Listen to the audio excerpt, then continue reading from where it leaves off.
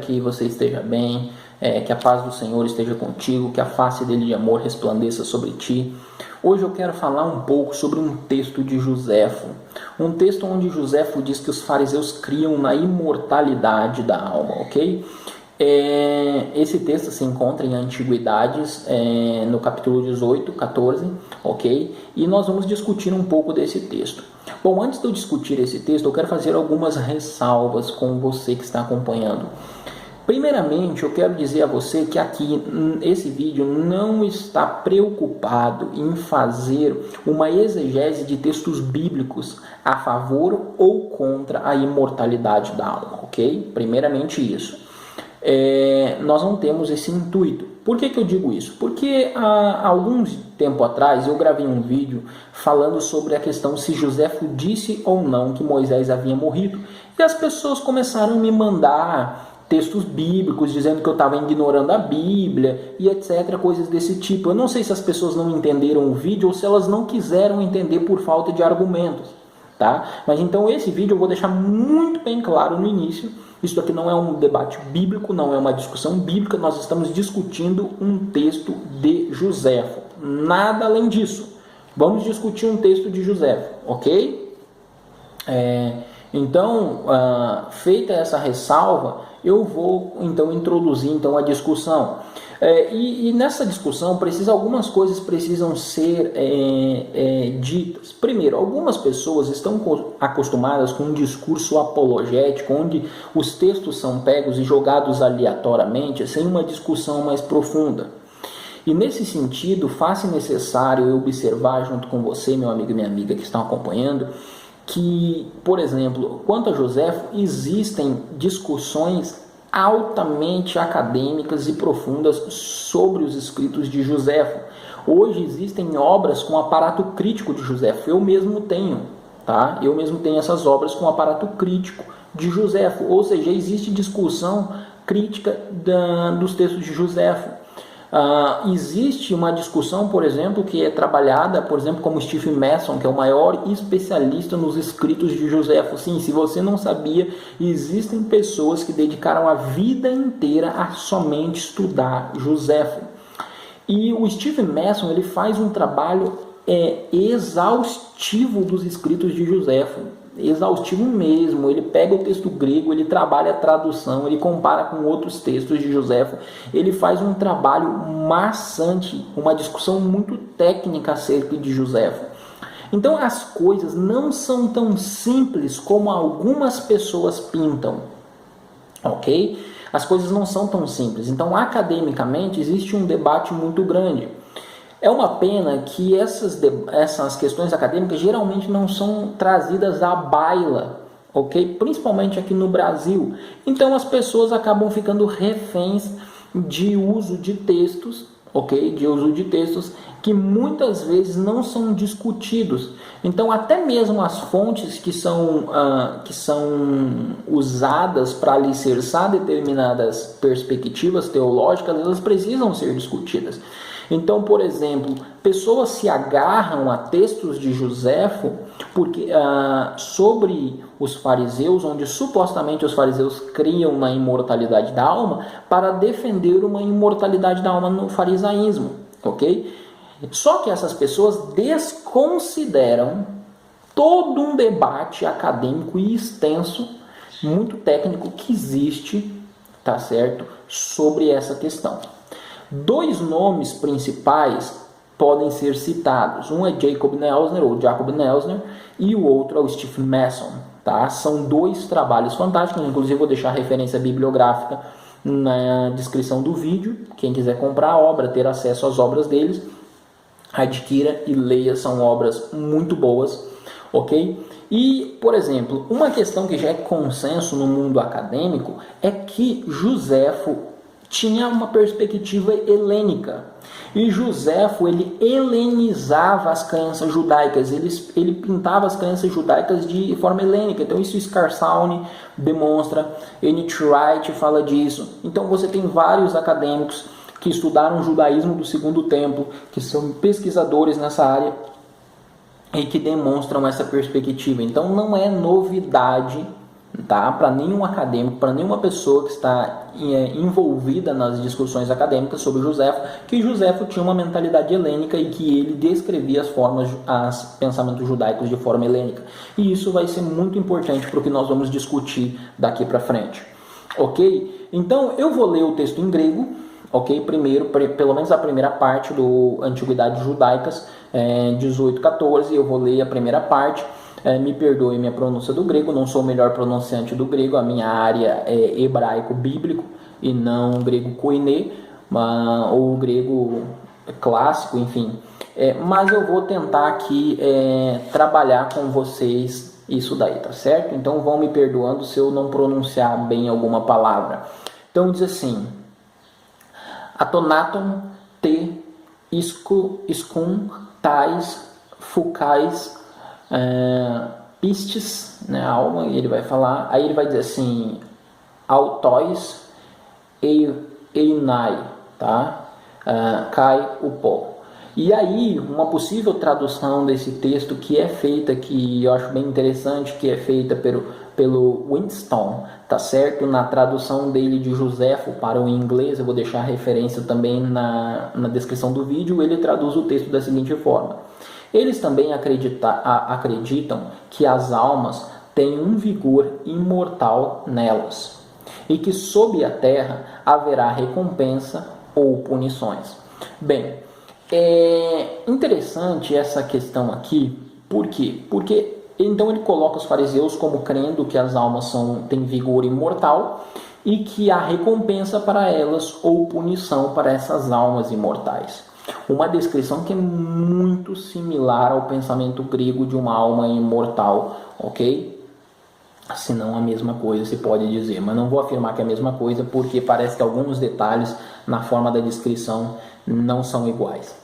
Enfim, bom, ao que parece, Joséfo e o Stephen Masson salienta isso, ele descreve a crença farisaica e ele diz também que os essênios criam na imortalidade da alma. Ele descreve que os essênios criam na imortalidade da alma em outros lugares também. E ao que parece, Joséfo descreve essas crenças exatamente como ele acreditava. Então, por exemplo, no livro Guerras, tá, dos Judeus, no capítulo 2, 56 e 57, ele fala da questão dos gregos, que os gregos criam que determinadas pessoas estavam sendo punidas, ok? As almas delas eram imortais, estavam sendo punidas, e daí vem uma exortação para uma vida boa em vez de uma vida má. E aí os homens deveriam abandonar a mentira e tudo aquilo que é errado, porque se eles fossem maus, havia recompensa ou sofrimento para a alma deles. E ele descreve isso como os gregos crendo. Ele diz assim: e de fato parece-me que os gregos seguiam a mesma ideia, ele diz.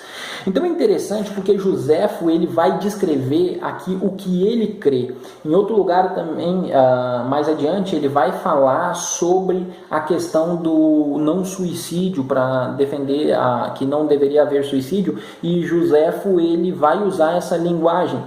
A ideia como Joséfo descreve, como Joséfo crê na imortalidade da alma, é a mesma que ele descreve a crença dos fariseus. Baseado nessa pesquisa, o que o Stephen Masson vai sugerindo? Que Joséfo ele vai descrever as crenças farisaicas de acordo com aquilo que ele crê. E o Nelsner também vai trabalhar nesse sentido.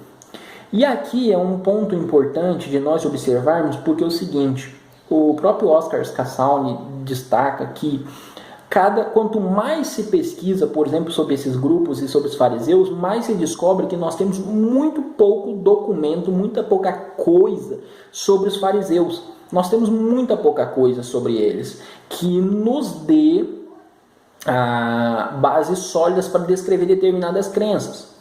Então, basicamente, o que esses acadêmicos dizem é o seguinte: Joséfo ele está descrevendo as crenças farisaicas de acordo com o modelo helênico e de acordo com sua perspectiva.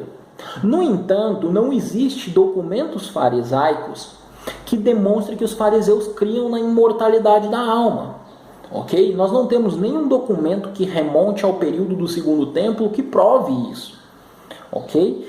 Então, dessa forma, assim, dizer que os fariseus criam na imortalidade da alma é argumentar no vazio, ok? Argumentar no vazio. Outra coisa que pode ser destacada também é o seguinte: há textos que trazem uma perspectiva imortalista no Talmud. Existe. Só que nós devemos lembrar o seguinte: o Talmud, ele representa crenças judaicas do primeiro século, do período do segundo templo, representa, ok? Só que nem tudo que está no Talmud, ok? Nem tudo que está no Talmud é necessariamente crenças judaicas do primeiro século. Então, no Talmud você tem a Mishnah e você tem a Gemara, os debates rabínicos em torno da Mishnah. Então, nem tudo que está lá é do primeiro século. Nessa mesmo, por exemplo, o Neusner, ele faz uma tradução do Talmud e comentário do Talmud, tanto de Jerusalém quanto de Babilônica. Eu tenho as obras do Neusner, o Talmud dos Neusner, entendeu? Então, assim, e o Neusner vai fazer essa tradução. Então, assim, os textos do Talmud, eles podem ser datados e existem pesquisa. Então, por exemplo, você pega um texto do Talmud e aparentemente ele está falando da imortalidade da alma, não necessariamente que aquele texto esteja defendendo algo que está no primeiro século, porque o Talmud, ele pode ser algo que está do segundo, do terceiro ou até mesmo do quarto século depois de Cristo, perspectivas judaicas que vieram muito depois. Então o texto precisa ser estudado, precisa ser datado e discutido. Não é simplesmente jogar o texto ao bel prazer e achar que vai provar alguma coisa, ok? Então, todos esses pontos, eles envolvem uma discussão muito ampla, técnica.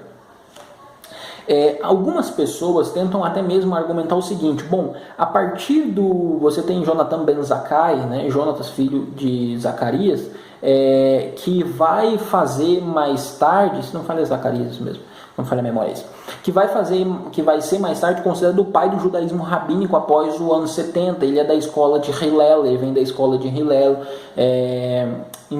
e ele vai então aí começar a trabalhar na formação do judaísmo rabínico a partir do ano 70, quando o templo é destruído. Só que algumas pessoas dizem assim: os fariseus formaram o judaísmo rabínico, então tudo que vem depois é crença farisaica. Isso precisa ser melhor trabalhado, porque alguns estudiosos, como Hans Borger, por exemplo, vai destacar que não é bem assim. Não seria, me perdoe o termo, tá? Não quero usar de forma pejorativa, mas não achei um termo melhor ainda para isso. Mas seria um tanto infantil, um tanto inocente entender que somente fariseus foram para a Jâmnia e formaram o judaísmo rabínico. Não. Claro que sua matriz era rabínica, que a maioria era rabínica, mas provavelmente judeus de outras linhas, de outros tipos de pensamento foram para lá, tá bom? E esses judeus, eles ajudam a compor o pensamento rabínico. Então, assim, aquilo que vai formar o pensamento rabínico pós-70 não é exatamente o que os fariseus criam no primeiro século. Muitos elementos remontam ao primeiro século, ao judaísmo do segundo templo, muitos remontam, é claro, mas nem tudo remonta. E dentro dessa perspectiva, então, qualquer texto que venha posteriormente, ele precisa ser discutido. De que época é esse texto? Quem escreveu esse texto? E qual a perspectiva, tá entendendo? Que esse texto está trazendo dentro do contexto histórico. Então, esse cenário eu queria trazer diante de você que acompanha o nosso canal. E eu não trago isso para provar ou desprovar a imortalidade da alma, mas sim para que você entenda e você perceba que existe um debate muito amplo em torno dessas questões. E não é uma afirmativa da seguinte forma: mas Joséfo disse. Então Joséfo disse, tá tudo certo. Tá entendendo? Então, mas Joséfo disse. Não é simplesmente assim. Existe toda uma discussão acadêmica sobre isso. Tá? E essa discussão não pode ser levada de forma apaixonada. Então era isso que eu queria trabalhar um pouquinho com vocês hoje. Lehitraot e até a próxima.